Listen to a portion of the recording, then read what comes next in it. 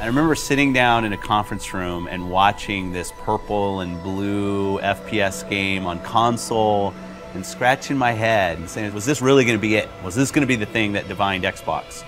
And obviously 10 years later it proves that that was the kind of the seminal moment for us, the beginning of Halo as an Xbox game. Not only did Halo 1 bring the FPS to the console, it also brought story. Cortana. I've spent the last 12 hours cooped up. The combination really established sort of a new genre, if you will, of FPS console story expectation. Halo did a lot of really conventional storytelling through cinematics and cool voice acting and great music, obviously. But I think some of the storytelling that happens in Halo that's most inspiring to me is the storytelling that happens through the environment and the sandbox. While you were hit with all this great fiction that you could really kind of delve into and try to understand more about, at the same time you could just pick it up and play. All of that kind of came together to make a game that had not necessarily was completely different than what previous shooters had done, but got all of its individual formulas so excellently perfect. You had this incredible first-person shooter experience that I don't think anyone had ever even come close to before it. Halo was the beginning of me playing console games with my friends, and that's still how I always think about it.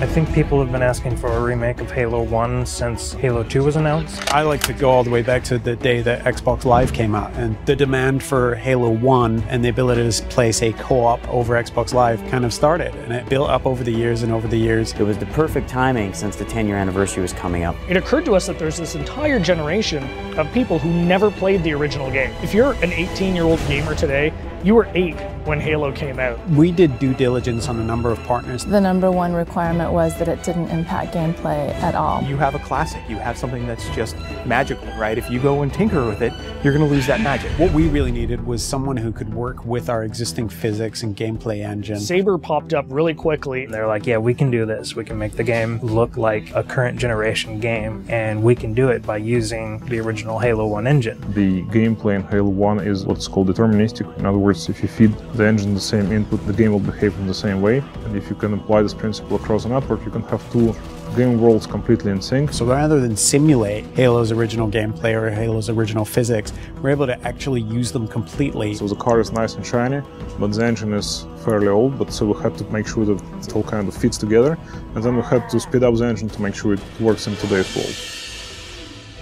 We've done some deliberate things. The library is easier to navigate now. We use lighting and textures to make it a little bit simpler. The pillars are covered in holograms on one side, or they're more decorated on the other side. From what we've noticed, it actually seems to help people that aren't familiar with the library figure out where they're going. Truth and Reconciliation is one of the best examples I can give. If you come to that first interaction and then you make your way towards a cliff, you can look up and see this unbelievable skybox. And so having all these updated graphics has really made the game, to me, just more immersive. I still remember the first time I saw someone switch to graphics. I didn't know that was actually going to be a feature until I saw someone do it. In a lot of ways, it was a very, very fine balancing act. Because again, we're running all the original Halo 1 animations, so it's the original Halo 1 skeletons for those characters needed to be rebound into the updated meshes that we had brought over from Halo Reach and from Halo 3. For example, the Elite actually has an elongated neck, so they're a little bit more squat and compact.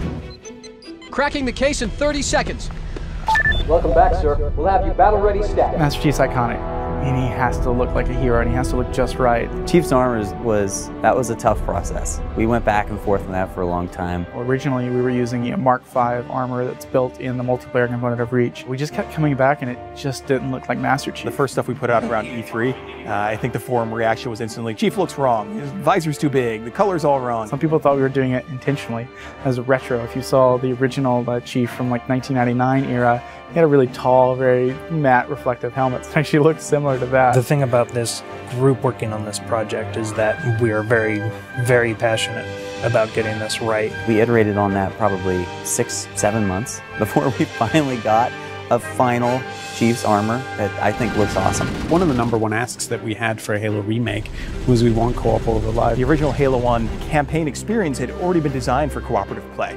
You notice when you're getting out of the initial cryotube, there's actually 2 cryotubes for the first cinematic. It definitely creates another challenge for us when you're playing with somebody else, but we obviously wanted to support that. The code base was built 10, if not 15 years ago, so we had to figure out how this code base is structured, how it was designed. We had a lot of people work really long hours to make it happen and to really really code it ultimately from scratch. It's pretty seamless, so you'll go into the campaign lobby, and there you'll see your friends who are online playing the game. You fire off an invite to a friend, and they'll be able to join you, allowing you to play what was originally a split-screen cooperative campaign experience, now across live.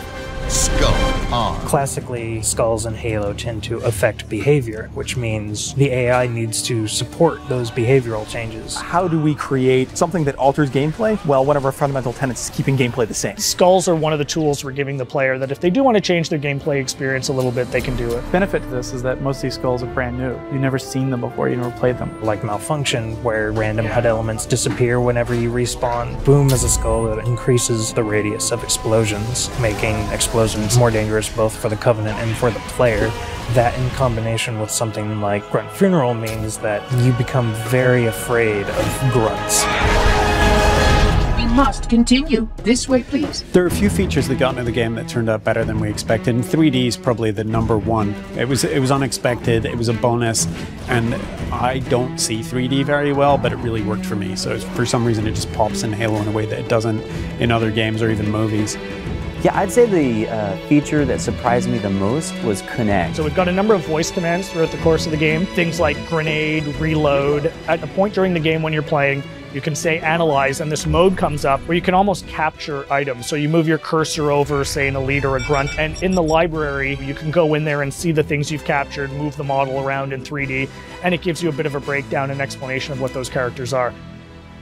For me, when I think about Halo, I think about looking around and just the scope and the scale of everything. This is the game that started it all, and people can really dive in and play and remember what it was like to play it 10 years ago, and if you didn't play it 10 years ago, you can see what it was like 10 years ago. It's the quintessential walk down memory lane with a much better visuals. Ultimately, the thing you learn is it doesn't just look modern, it feels completely modern. Completely remastered campaign, great additional features like co-op over live, skulls, terminals, 3D, Connect, and multiplayer. Once you see it for yourself, I don't know, really, it's a pretty awesome experience. There's a lot of stuff in there for $40. We're actually really excited about the fact that there's so much there, and it's a real smorgasbord of stuff for people who enjoy Halo. One of the best values that you'll find this holiday season, by far. There's always been an aspect of Halo 1 multiplayer that was really, really strong, which was Halo 1 had this incredibly diverse set of maps.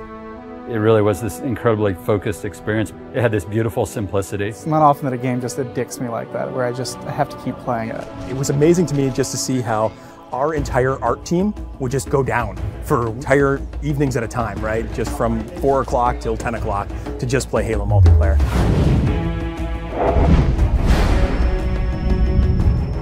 It wasn't that easy to just go through and say, oh, well, these are the maps that shipped with the original ones, and this is what we're going to do, because we wanted to do something bigger around the 10th anniversary. We also had to think about the existing Reach player base, and we didn't want to fragment it. We were looking at it from the player's perspective in the current day with the current abilities and saying, how would I play this level, and what do I think is missing? So we looked at maps from the Halo series entire, including Halo CE for PC and even Halo 2.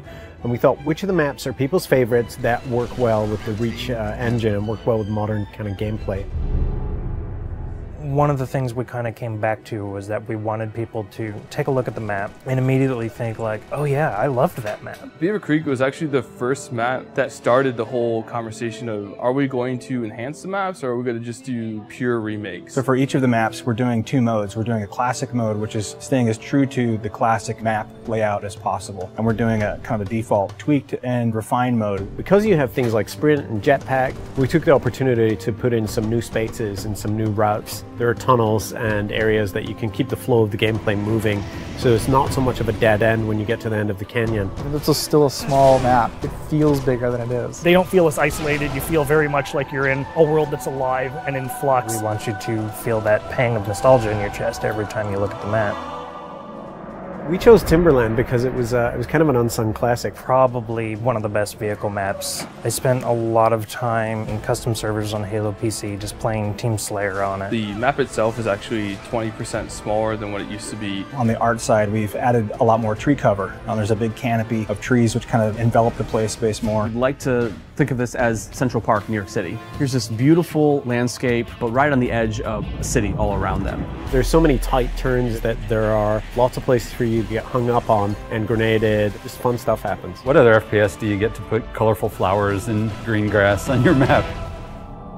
Another example of a map that was gray walls all the way through. Feel like you're just in a box with ramps. We decided to make it a prison by putting it in a place where it couldn't be accessed. We had to open up a lot of walls with windows. We even added glass to the floor. It's an interesting challenge to add navigation or even add new pathways that aren't dominated by Jetpack in a purely vertical map. Added bridges and overhangs that change the flow of the map. We don't want to overdo it because if there's too much noise in a confined space, then the map gets just frustrating to navigate. The gameplay's still the same, but it makes you feel like you're in a much more dynamic world.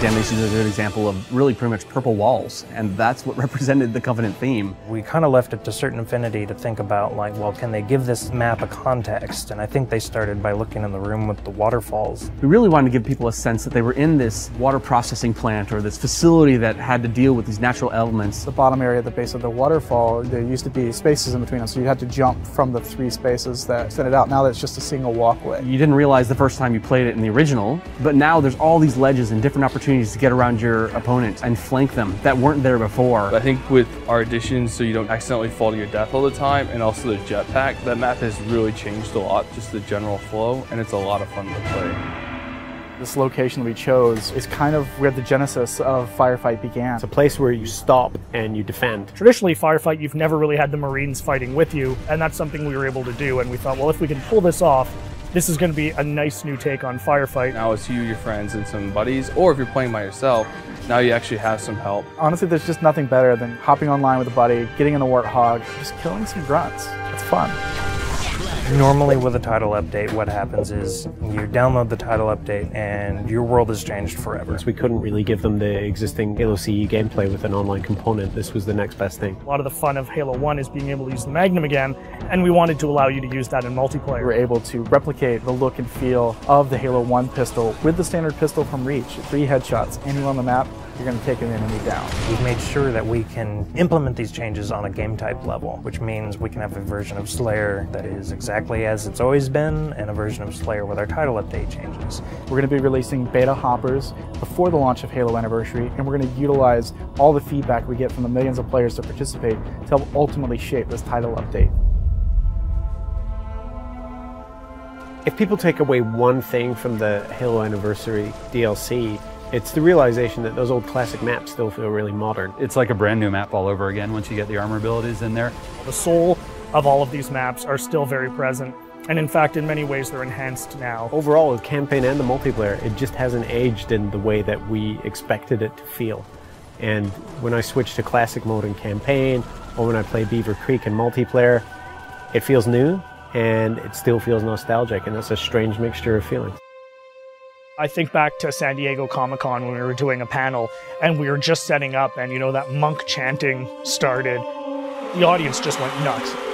Sitting at the panel thinking like, yeah, wow, we've got some really iconic music on our hands.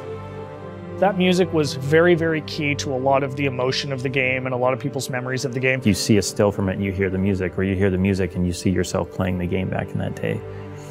I didn't want to lose sight of that.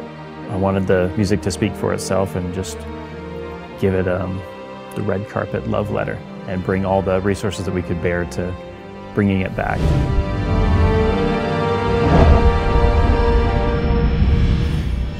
I really wanted to take what I had learned on Legends and to work with a partner that I had just had great success with in Pure Mind and Paul Lipson. I started formulating my plan of how to approach it. Halo is really near and dear to my heart. Shipping the original audio as it was when they were doing so much work on remastering the visuals wasn't going to cut it. And this was the challenge. We wanted to maintain our reverence and DNA of the original score, but we did need to extend. What we wanted to do was enhance what was there and bring to life with modern production techniques and vastly increased resources over the original. There's a lot of choices out there, but I was a big proponent of Skywalker. They have tailored everything to the pursuit of capturing an orchestra Skywalker is a great place to record, first of all, because we have a fantastic staff, but also the room is a wonderful sounding room that can be tuned to accommodate any kind of music. To me, it just represents the absolute state of the art, and it's a perfect partnership for Halo Anniversary. If you like the way music was spotted in the original at a particular point, it's going to be the exact same piece. It's just going to be done with a 75-piece orchestra at Skywalker Sound. The guys did a great job on reorchestrating the original work. There was no pre-existing MIDI audio files to work with, and all we had was literally the original in-game file. We had to meticulously listen and transcribe every note. You're starting from something that's already finished, and something that's iconic, something that's beloved. There's a lot of things that are exact, and there's a lot of things that are adaptations and in the spirit of the original. Synthesis was all done on gear that was available in 2000, 2001. We actually have a couple of guys on the team who are encyclopedic in their knowledge of old gear. They've been able to go back in, listen to what's there, find the exact synth, the exact patch, tune it to exactly how it sounds, and then re-perform it for this. Power of an orchestra and the way scores are being composed now has really raised the level of expectation, because it's much more of a real, tangible, visceral experience than it was in the past. At the heart of the music and at the heart of the story is Marty O'Donnell's original creation, and it's very respectful of that, but yet it still sounds new. You do have the option in the menu to just play the game to that original soundtrack, so if you do want to hear that music exactly the same as it was 10 years ago, you can still do that. We've got fans making this music, which means that when we are adapting this music, we're doing it from the standpoint of we play it, and we've been playing it for years, and we're just going to apply our sensibility as both a fan and as artists.